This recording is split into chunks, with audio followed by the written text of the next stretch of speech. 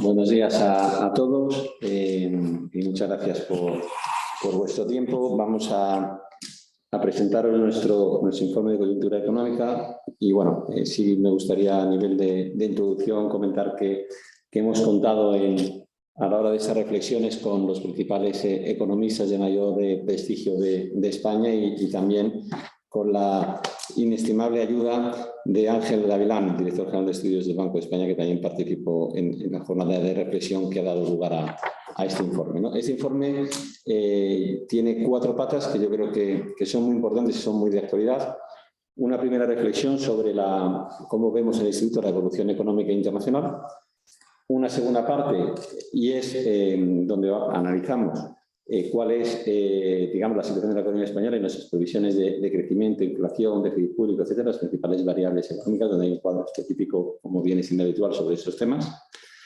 Una tercera parte que yo creo que es de mucho interés en el debate actual de inflación y es la evolución de los costes laborales y de los beneficios empresariales y de los impuestos, para ver realmente dónde está el principal problema de la inflación.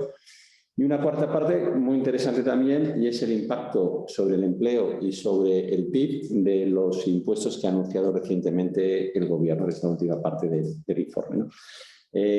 Por comenzar brevemente, y bueno, tenéis aquí todos los datos en el informe, bueno, respecto de la economía internacional, pues bueno, básicamente estamos alineados con lo que la mayor parte de las instituciones internacionales están preveyendo. Se está produciendo una reducción de crecimiento económico a nivel mundial, es decir, estamos en un cambio de ciclo.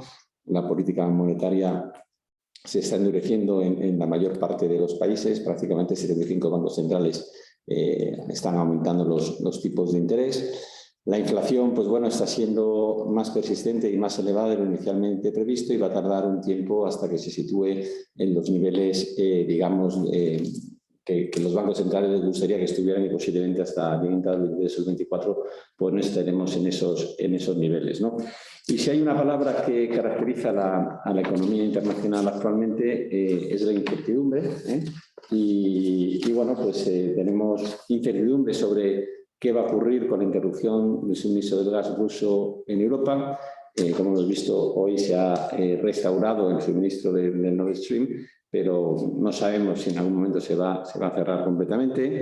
Incertidumbre sobre la materialización de los efectos de segunda ronda, incertidumbre sobre el alza de los tipos de interés y el impacto que va a tener en el crecimiento económico, y también, pues bueno, si puede haber tensiones sociales en los países de menor renta como consecuencia del aumento del coste de las materias primas y de los alimentos. Es decir, que vivimos, por tanto, en un momento a nivel global de incertidumbre. Respecto a la economía española, que yo creo que es la parte del informe que tiene más interés para nosotros, ¿no? En los datos del primer trimestre, pues supuso una sorpresa negativa con un crecimiento tan solo del 0,2%. La composición del crecimiento tiene ciertos elementos de preocupación, es decir, la caída del consumo de las familias, el aumento del gasto público, el incremento de los costes empresariales, que hace que los márgenes sigan reduciendo, y una reducción acumulada de la productividad. Son todos datos que inducen a la preocupación. En España se están comportando, esperamos que en esta segundo y tercer trimestre, pues el sector de servicios, impulsado por el turismo, tenga una situación más dinámica. El turismo, bueno, aunque hay también elementos de incertidumbre como la situación de los aeropuertos en Europa, etcétera, el turismo sí se está comportando de una forma muy positiva. Digamos, desde el punto de vista del número de turistas, al mes de mayo está tan solo el 19% por debajo, pero a nivel de ingresos de turismo estamos ya casi a niveles previos a la pandemia, y posiblemente a finales de año el comportamiento del turismo pues sea muy positivo, y esto pues bueno, está ayudándonos a que la economía sea más dinámica en el segundo y tercer trimestre. No tanto como los sectores industriales y el sector de la construcción, que sí se están viendo penalizados por, entre otras cuestiones, los cortes en las cadenas de suministros, el aumento del coste de sus inputs, etcétera, ¿no? Todo ello nos lleva a que vamos a reducir nuestra previsión de crecimiento para este año, y todo lo tenemos en el cuadro 34, que es ahí donde podéis ver cuáles son las principales conclusiones del instituto. ¿Está en la página? Sí. El cuadro 34. Página 34.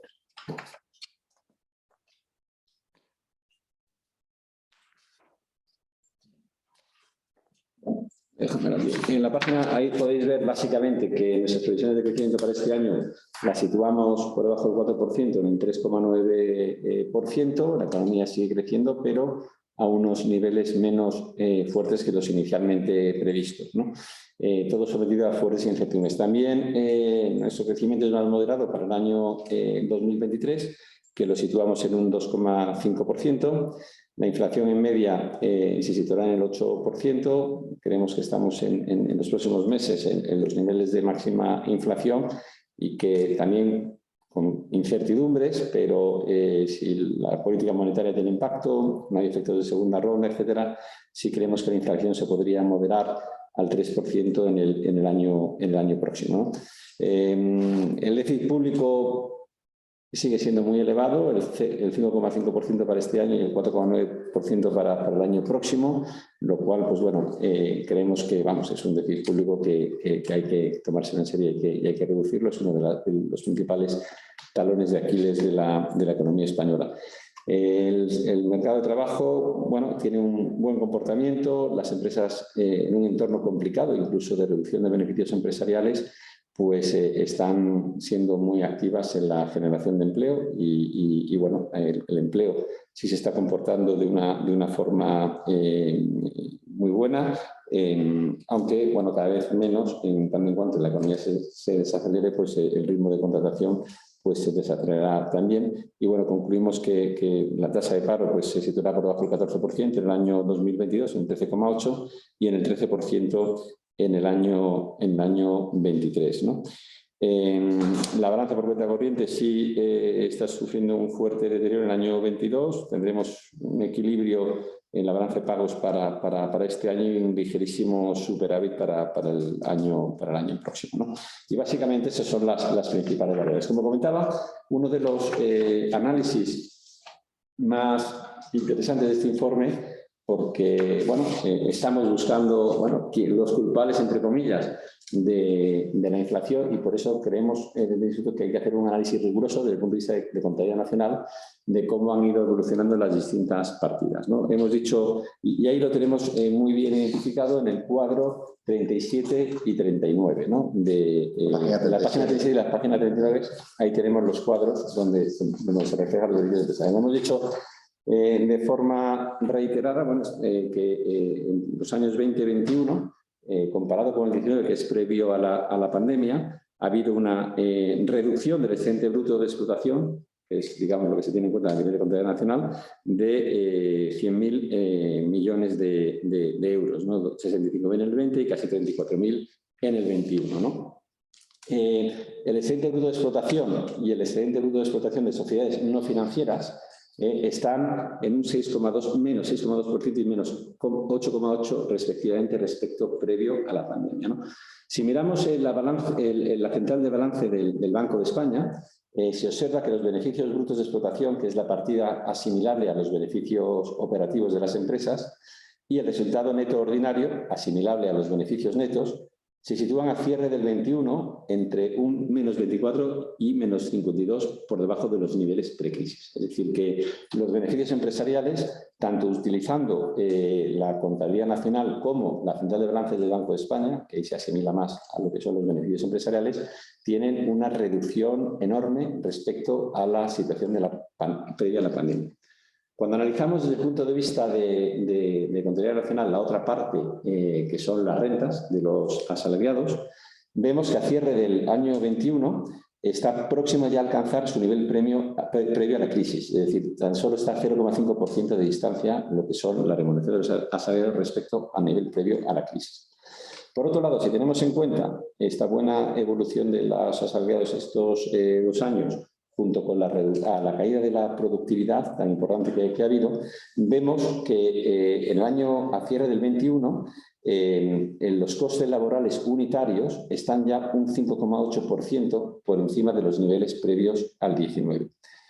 Por el lado de los impuestos netos sobre la producción y las importaciones, que es el otro componente del PIB por el lado de las rentas, también se sitúa por encima de los niveles previos a la crisis. Por tanto, la variable que peor se ha comportado han sido los resultados empresariales, que por eso no son los responsables de los incrementos de los precios en términos de deflactor del PIB, sino por el contrario son las otras dos variables las que sí han tenido un impacto mucho más significativo en el deflactor del PIB. Así, los costes laborales unitarios, como podéis ver también, explicarían hasta un 83,4% de la variación del deflactor del PIB entre el 19 y el 21, mientras que los resultados empresariales explican el 11,7% de este deflactor del PIB. Por otro lado, los impuestos netos de subvenciones, que tienen un componente, es un componente pequeño del deflactor del PIB, explican hasta el 35% de la variación del deflactor del PIB. En cualquier caso, y por poner toda la fotografía en su conjunto, el deflactor del PIB es muy inferior al IPC y esta diferencia entre el deflactor del PIB y el IPC se explica a las importaciones y al precio de las importaciones. Por tanto, y por dar una fotografía completa, el aumento de los precios se debe en gran medida a una inflación importada y dentro de lo que es el impacto de la evolución económica de España, el impacto en precios es mucho mayor por el aumento de los costes laborales unitarios y por el aumento de los impuestos indirectos, y los beneficios empresariales lo que han tenido es un impacto de contención de la inflación, por así decirlo, porque no se ha trasladado a precios el aumento de los costes. No son las principales conclusiones. Cuando comparamos qué ha ocurrido en Europa, pues salvo en el caso de Portugal, en el resto de países europeos se ha producido un aumento del excedente bruto de explotación, una recuperación. La página 40. Sí, que es en la página 40 de los beneficios empresariales, ¿no? Es decir, en Europa ha ocurrido exactamente lo contrario. Y podemos ver en otro cuadro, cuando analizamos cómo estamos en la recuperación del PIB de los países europeos y de España, vemos que España pues, está justo al final del cuadro. Somos de los países que peor nos comportamos, España y Portugal, que es precisamente los países donde los beneficios empresariales se han visto seriamente perjudicados. Por tanto, esta es una conclusión que yo creo que es muy interesante, es decir, España y Portugal, los países donde los beneficios empresariales se han visto dañados profundamente por la crisis y la inflación, son los dos únicos países que estamos sin recuperar, prácticamente, junto con Italia, los que estamos sin recuperar nuestros niveles previos a la pandemia, ¿no? Por tanto, aquí lo que es muy interesante, y es una de las conclusiones, que más que hablar de un pacto de rentas, donde ha habido un trasvase de la renta muy significativo desde la empresa hacia los asalariados, lo que hay que hablar es de un pacto sobre inflación, cómo poder reducir o favorecer que la inflación se reduzca, ¿no? Y en ese sentido, las medidas de política económica van a ser muy importantes. Y las medidas aprobadas por el Gobierno, como podemos ver en la página... La página 46. En la página 46, de un aumento de los impuestos sobre el sector energético y sobre el sector financiero, no son buenas medidas para contener la inflación, sino todo lo contrario. Estas medidas lo que van a hacer es contribuir a que la inflación se comporte todavía peor y, sobre todo, van a tener un impacto negativo, como podéis ver en el cuadro, tanto en la creación de empleo, con más de 70.000 empleos perdidos, y un impacto del 0,4% del PIB, al detraer los más de 3.500 millones del sector empresarial durante cada año, durante 2 años, y además esto tiene un impacto no solo en estos sectores, sino en el resto de sectores de la economía, ¿no? Por tanto, bueno, básicamente esas son las principales conclusiones. Desaceleración económica en España como en el resto del mundo. España es el país de Europa que menos ha recuperado su PIB junto con Portugal, porque somos los países además que más dañados se han visto los beneficios empresariales. Y las medidas el sector público ha sido uno de los grandes beneficiados, digamos, de este proceso de inflación, donde ha aumentado prácticamente 2 puntos la presión fiscal en los últimos años, situándose, creo que es en el 44%, no, 41%. En el 41%, y por tanto las medidas de aumentos de impuestos son precisamente donde es ir en dirección contraria. Es decir, nuestra posición es que este aumento de la recaudación tan significativo que ha tenido la Administración en esos años se tiene que utilizar, en primer lugar, para reducir el déficit público y, en segundo lugar, para reducir la fiscalidad fundamentalmente en el empleo, que será la mejor fórmula para lograr que se produzca una reducción de la inflación y no tanto un aumento de la inflación como se ha hecho hasta ahora.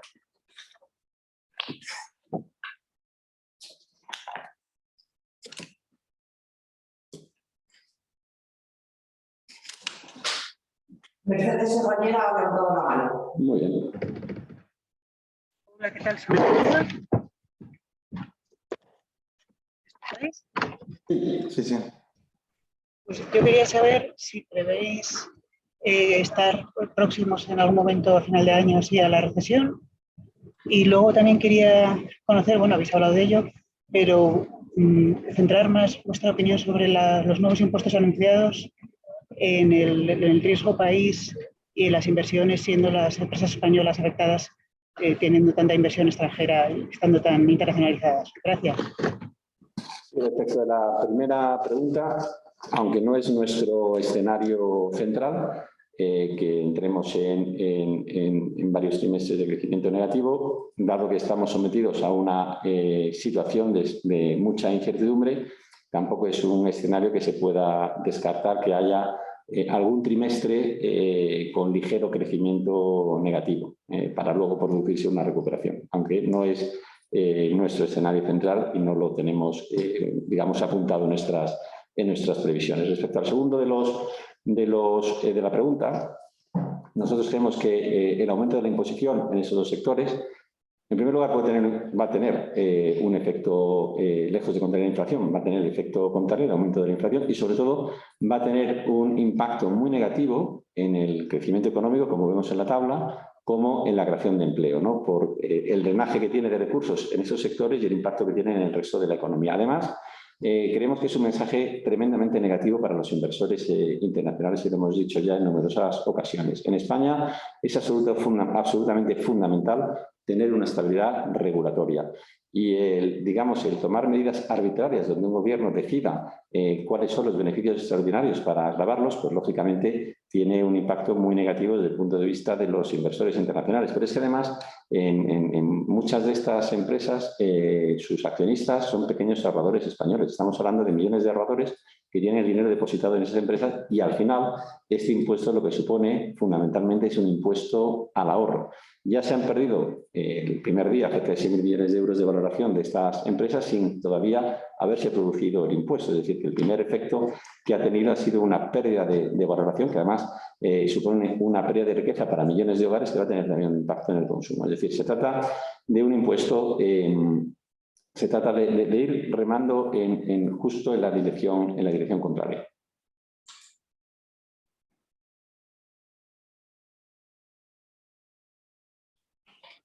¿Alguna pregunta más?